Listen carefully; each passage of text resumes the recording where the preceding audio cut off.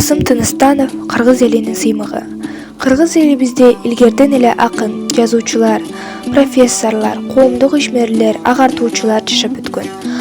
Дал ушул акындарыбыздын ыр, чыгарма, аңгемелери, агартуучуларыбыздын, коомдук ишмерлерибиздин жасаган эмгектери кийинки муундарга мурас катары калган.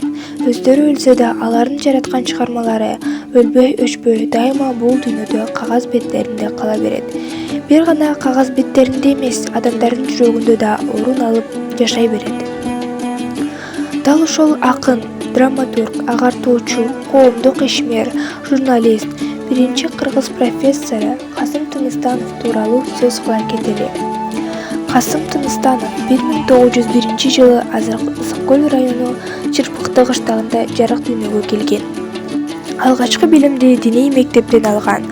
Шаардык Орус жергиликтүү мектебинде агартуу институтунда окуган. Эркин Тоо гезитинин жооптуу редактору болуп иштеген. 1927-30 жылдары Кыргыз АССР эл агартуу комиссары, 1928 жылында Жаңы маданият жолуна журналы уюштурууга катышып 1931 жылга чейин анын жооптуу редактору болгон. Касым Тыныстанов адегенде араб тамгасын колдоп, кийин латын тамгасына, андан орус тамгасына өтүүгө алгачкылардан болуп үндөгөнүн замандаштары эскерет. 1924 жылы окуу китебин түзүп, 26 жылы чоңдор үчүн алипе, 27 жылы эне тили биз, 33 жылы социалдык экономикалык сөздүк, 34 жылы кыргыз тилинин морфологиясын, 1936 жылы кыргыз тилинин синтаксисин жаратты.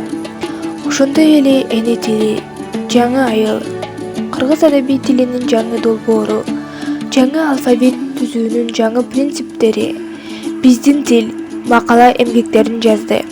37 жылдык өмүрүнүн көп бөлүгүн мамлекеттик жумуштарга арнаган. Касым Тыныстановдун көркөм чыгарма жазууга убактысы аз эле.